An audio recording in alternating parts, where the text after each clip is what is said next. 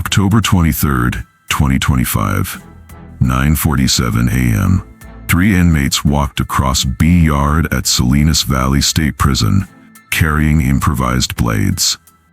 Their target? Todd Fox Morgan, one of the most powerful Aryan Brotherhood leaders in California. What happened next? A daylight execution that would shock even federal investigators. But here's what makes this prison stabbing different from the hundreds of others. Welcome to another episode, everyone. An Aryan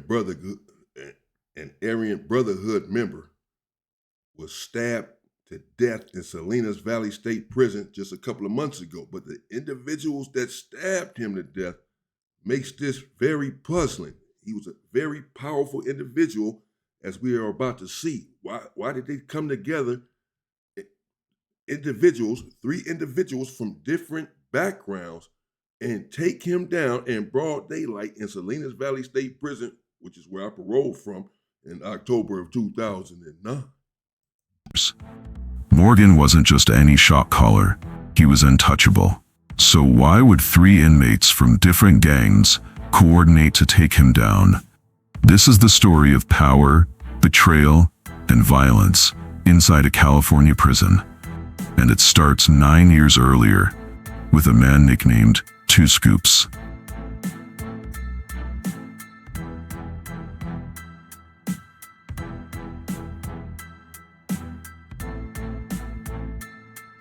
Yeah, those are prison weapons right there.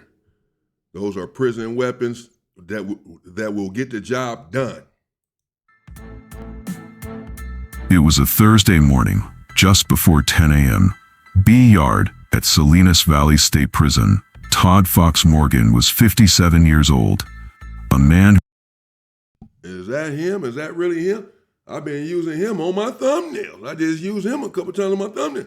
I didn't know that happened. Is this him? Nah, they say he was 57. He don't really look 57. He probably just putting a picture of somebody else up there. I don't know. Why would he do that though? He said his name when he said Thomas Morgan. Put this picture up there. Oh man. They said a dude from Mongols and two other Mongols.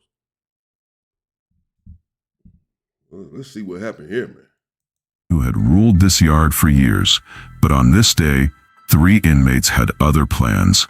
Todd Stomper Givens, a Nazi lowrider member, former death row inmate from San Quentin. Ray Waldron, Mongols Motorcycle Club affiliate, serving life for murder. Robert England, a Hessian, in prison since 1993. Three different backgrounds, one shared mission. According to CDCR reports. Man, look at that. Look at those weapons. And oh man, this is just brings back memories, man. This is crazy. And when one of these things hit you, it's over, right? And when they come, they're coming. 3 foot, look, three of them got on them. Each one got something like this. If every one of them hits you one time, that is 3 stab wounds with weapons like this. But of course, as we've seen in some of these videos of late, and even back in the day or whatever, when they come, they're not hitting you one time. They going and going and going, and then now stop, chop, chop, chop, chop. With these things right here. You're done. It's over. Morgan was stabbed multiple times with improvised blades. The attack was quick, coordinated, calculated. This wasn't a random act of prison violence. This was planned. Here's what you need to understand. This was the first killing of a full Aryan Brotherhood member in California in nearly 30 years. 30 years. The Aryan Brotherhood doesn't lose leaders. Not like this. Not in broad daylight on a prison yard. So the question becomes, what could possibly unite three inmates from different gangs against the AB? What was so important that they risked everything to take down Todd Fox Morgan? Todd Fox Morgan, 57 years old, from Santa Clara County. He'd been behind bars since 2002. Life sentence under California's 3 strikes law. The year 2000. Morgan broke into Santa Clara University, attacked a security guard during the burglary, robbery, drug offenses, illegal gun possession as a felon. That was just the beginning. 2009, while at Salinas Valley, Morgan faced assault charges for attacking another inmate. 2014, he was linked to a deadly 4-on-2 knife attack, right here, at this same prison. But Morgan wasn't just a violent inmate. He was building something bigger. Morgan wasn't just serving time. He was building an empire. From behind bars, he ruled bbed at Salinas Valley State Prison, a shotcaller, a man with power. While serving a life sentence, Morgan directed violence from behind bars, coordinated operations, made decisions that affected inmates and people on the outside. He had been scheduled to appear before a parole board in 2028, 3 years away. But Morgan had bigger problems than parole hearings. After his 2021 guilty plea, Morgan was supposed to be transferred to federal prison. 22 years, federal time. That was the deal. But the transfer, it never came. Instead, Morgan remained at Salinas Valley. Same yard, same inmates, same threats. And that decision would cost him his life. But to understand why Morgan died, we need to go back to 2016, to another murder, another victim, another calculated hit inside a California prison, to a man nicknamed Two Scoops. October 29, 2016, Salinas Valley State Prison. Brant Daniel, 50 years old, from Sacramento. His nickname? Two Scoops. Daniel was a rising member of the Aryan Brotherhood, bound by the gang's infamous rule: blood in, blood out. You kill to get in, you die to get out. But Daniel had a problem. His name was Zachary Scott. Scott was an inmate at Salinas Valley. He'd been connected to AB circles, but something went wrong. Scott failed an Aryan Brotherhood ordered hit. He was supposed to kill someone. He didn't. Worse, he lost gang drugs, AB drugs, thousands of dollars worth. In prison gang politics, those mistakes are fatal. The Aryan Brotherhood marked Zachary Scott for death, and Brant Two Scoops Daniel, he was chosen to carry it out. According to federal investigators, Daniel struck Zachary Scott so hard, the knife went in his back and out his chest, 17 times. Scott was stabbed 17 times. This wasn't rape. Right. As I just said, when they come, that's how they when there's a hit on you to end you, it's over, bro. You're not really, the chances of you surviving that are slim to none. Sometimes it's just a discipline, something happened, and they just want to get you off the yard, they just hit you. They're not trying to kill you. But there are times, obviously, when there's a hit to kill this individual. That means make sure he dies. Make sure he doesn't walk away. That's it. Kill him. And when that hit is put on you, you're dead. You're done. You're dead. Hit him 17 times. It's over. This wasn't personal. This was a gang-ordered hit, carried out on the prison yard, with premeditation. Daniel had help. Leonard Dunning, another inmate. He assisted in the attack. Together, they murdered Zachary Scott to protect AB operations, to enforce loyalty, to send a message. Inside a California prison, those messages are written in blood. This wasn't Daniel's first act of violence. 1995, attempted murder, assault with a firearm. He'd done this before. 2021, 5 years after killing Scott, federal prosecutors accused Daniel of plotting to murder a corrections officer at California State Prison, Sacramento. They found a shank in his cell, an improvised blade, ready to use. December 2023, Daniel pleaded guilty to murdering Zachary Scott, but not because he felt remorse, not because he wanted justice.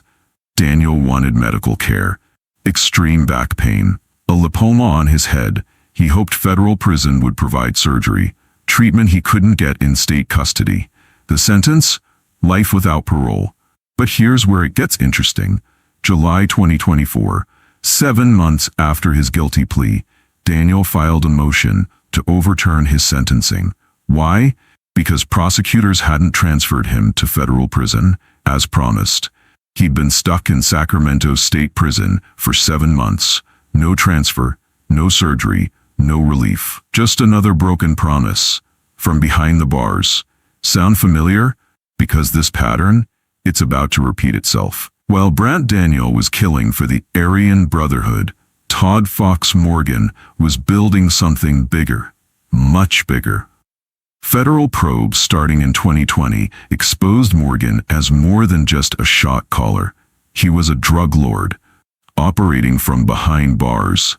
Heroin, methamphetamine, guns, liquor, all smuggled into Salinas Valley State Prison. And Morgan, he coordinated everything, using contraband cell phones, ordering operations from inside prison. Associates on the outside followed his instructions. Drop points, delivery methods, payment systems. September 2020. Morgan and his crew attempted something bold. They tried to smuggle drugs into Salinas Valley by throwing footballs and soccer balls filled with methamphetamine and heroin over the prison fence. It didn't work, but it showed the scale of Morgan's ambition. This wasn't small time. This was organized, professional, ruthless. Every empire needs enforcers. Morgan had his. Kenneth Bash, 38 years old, from Menifee.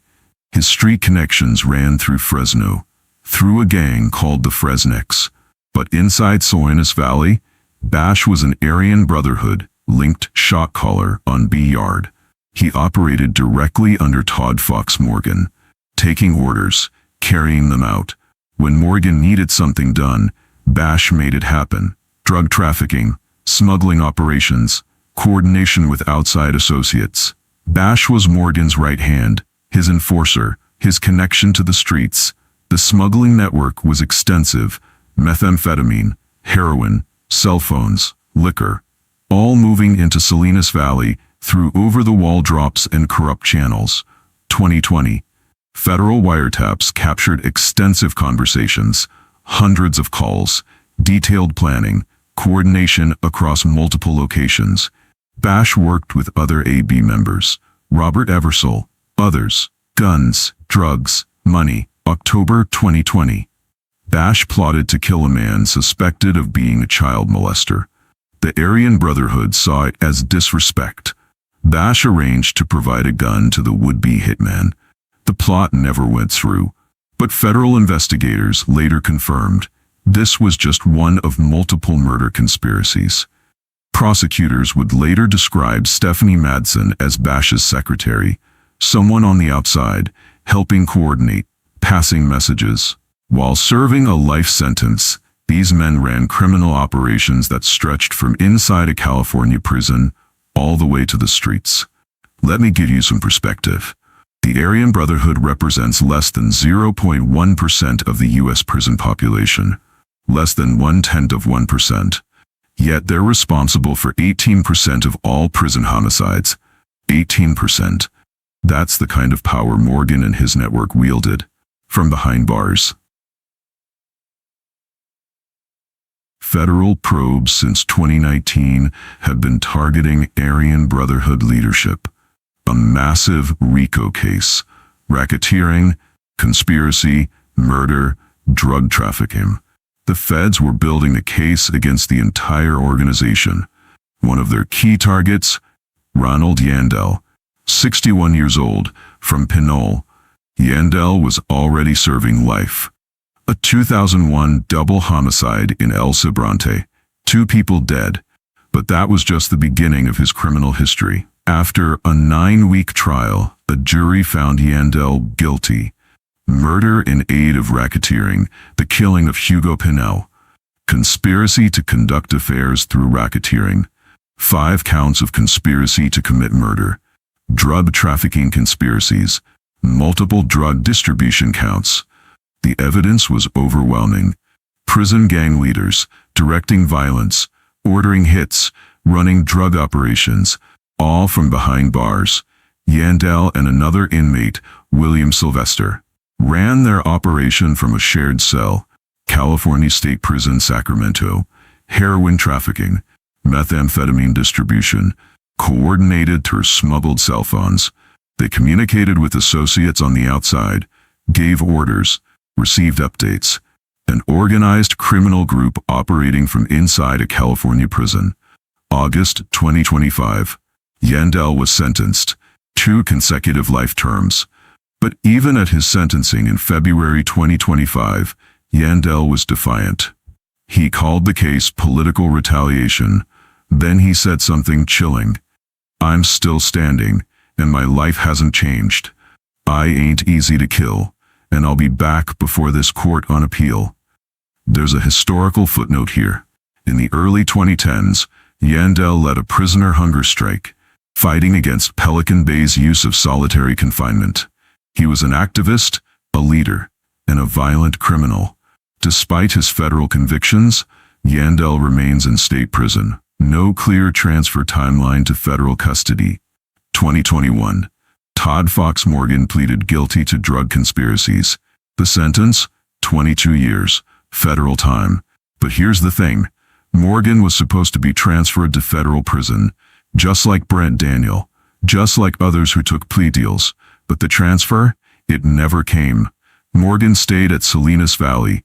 Same yard, same inmates, same threats. Notice a pattern here? The Aryan Brotherhood's most valuable members, the Shotcallers, the leaders, the organizers, they kept being held in state facilities. Daniel never got his transfer. Morgan never got his transfer. Yandel never got his transfer. Was this incompetence? Bureaucratic delays? Or was someone keeping these men exactly where they were, for a reason? August 2024. Kenneth Bash agreed to plead guilty. Racketeering, methamphetamine distribution, maximum sentence, life imprisoned. But here's the timing. October 2025. Todd Fox Morgan was murdered. Bash lost his protector, his mentor, his connection to power on B Yard. Now he was facing decades behind bars, life without parole. Okay, maybe y'all gonna have to tell me in the comments. The viewer gonna have to put me up on. I'm lost. Why did they kill him? I still don't know why they killed Todd Morgan. I'm trying to follow this. I'm keeping up. I get that they had some operations going on beyond the gang. He was running things from his cell, allegedly.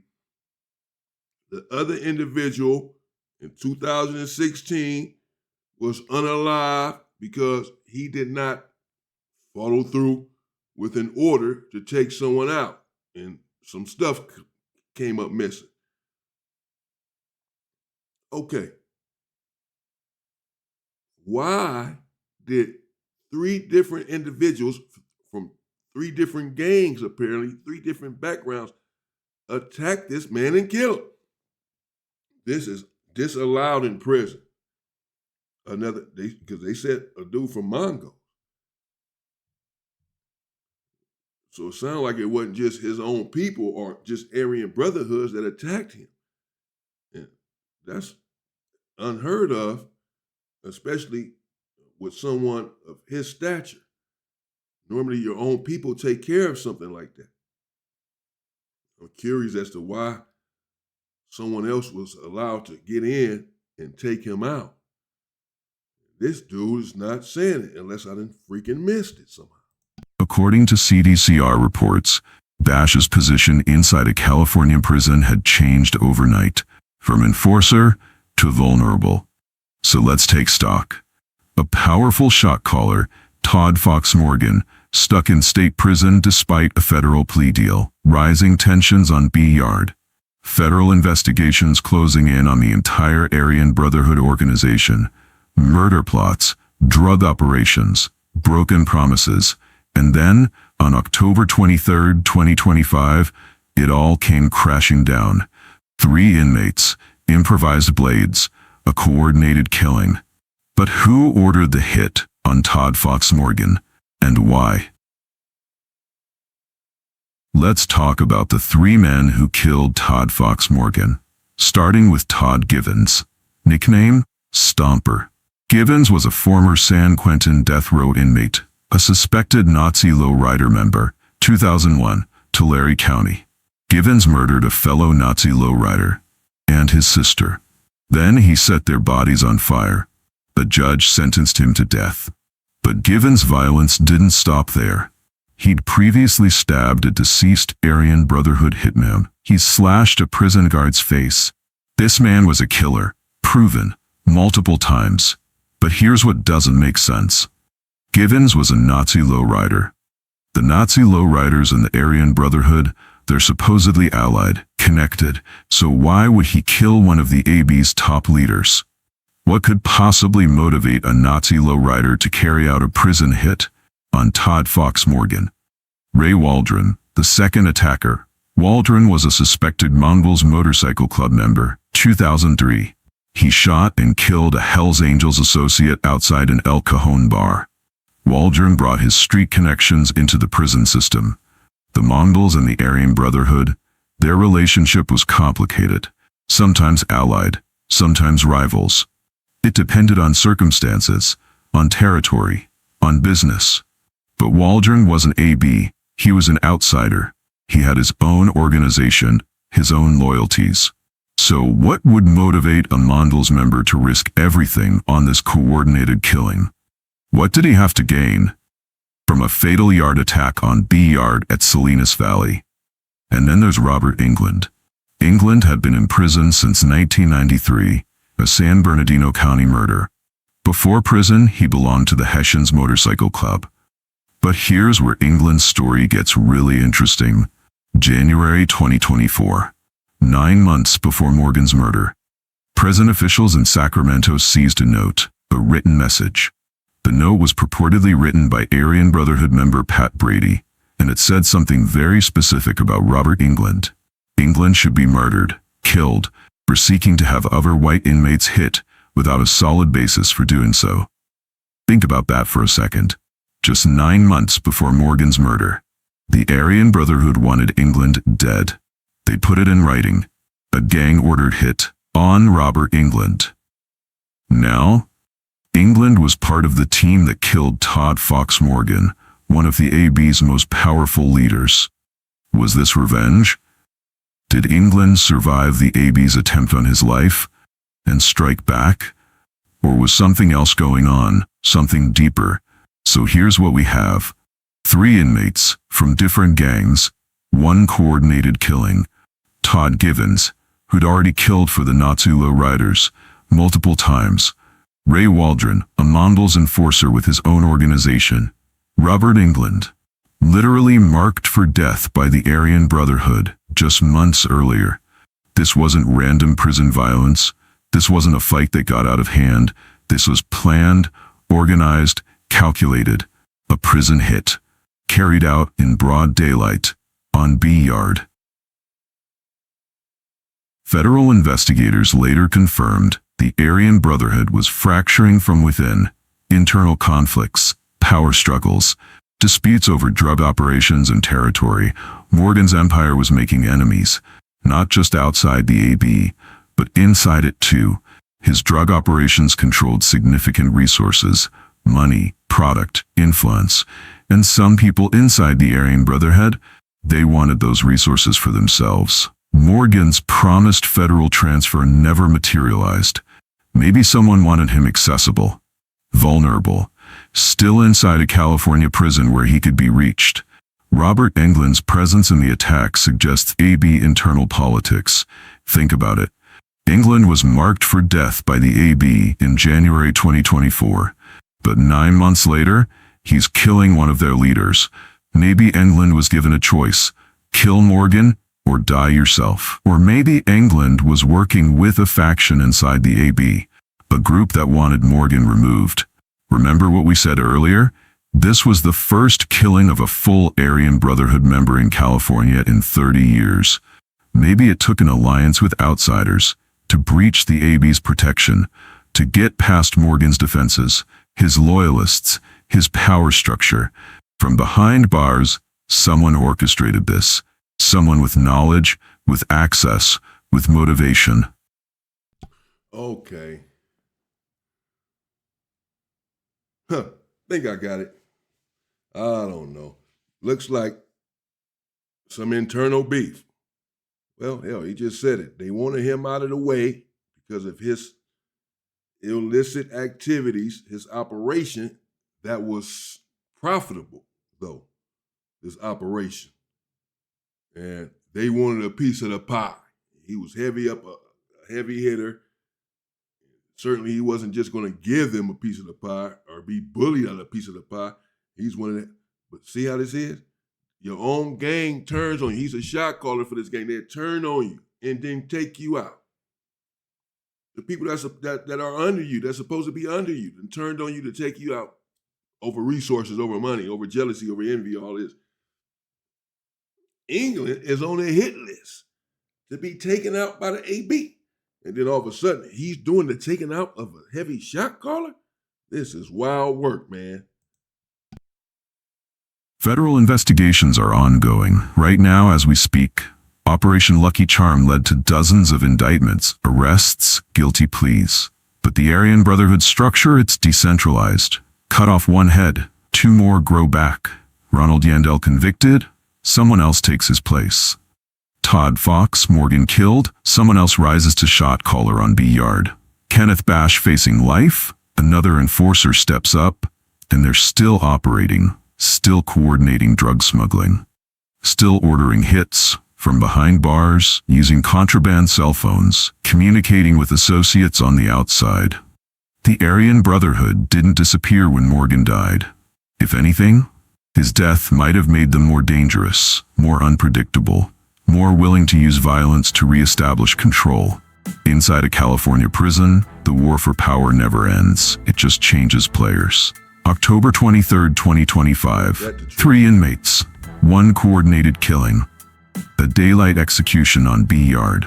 Todd Fox Morgan, shot caller, drug lord, Aryan Brotherhood leader, dead at 57. But the question remains, was it internal AB cleanup, a power struggle from within, factions fighting for control of drug operations, of territory of influence? Was it a multi-gang conspiracy, Nazi lowriders? So you still don't know. Hell, I don't either, tell you the truth. Still don't know why they took this man up. But that's okay. I don't need to know, man. They took him out. All these different individuals, all these different, I don't need to know their internal politics, exactly what happened, you know. That's okay. The less I know, the better. But whatever happened, it was something serious for him to be such a heavy hitter, apparently, and such high-ranking, such a high-ranking member to be put on a hit list like that. And it was for sure a prison hit. He was not going to walk away from that. That's why they put 3 people on him with heavy artillery. It's over. It's a hit. Still not sure why, but it's because there's no fealty in gang banging, in prison gangs, street gangs, any of that. That's why. It always comes back on you, one way or another. That's why. Mongols, Hessians, united temporarily by a common enemy, a shared goal. Or was it revenge? Payback for past violence, for threats, for a failed hit on Robert England just 9 months earlier.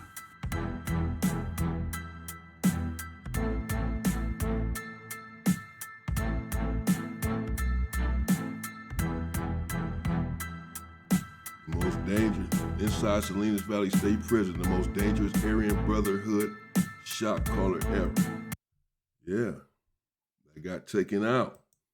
Wild work, man. Let me know what y'all think in the comments. Again, I don't want to speculate as to exactly what happened. I'm still unclear, though, to be sure. What is clear is that he was targeted, he was hit up, and he died. That's clear. He was a heavy hitter, shot caller. That's also clear. Exactly who put the hit out on him and why, that's unclear to me. Internal strife, jealousy, acrimony amongst another shot caller. That part I'm just sorely unclear about. But again, I don't need to know. This is gang life, people. This is prison gang life, in particular, prison gang culture. where once you're high on the hierarchy, people will come for your position.